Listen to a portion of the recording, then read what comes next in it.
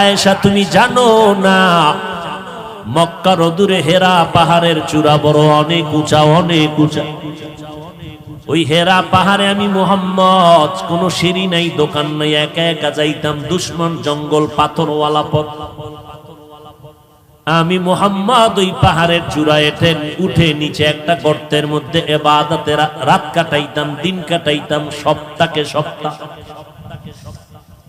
ওই সময় মাঝে মাঝে দেখতাম আমার বিবি খাদিজা মহিলা মানুষ হইয়া, আমি স্বামীর মহব্বতে ওই পাহাড়, এত উঁচু পাহাড়, খাদিজা মহিলা ওই উঁচু পাহাড় বে বে বে বে উপরে উঠিয়া আমি মুহাম্মদের নাস্তা পৌঁছাইয়া দিত।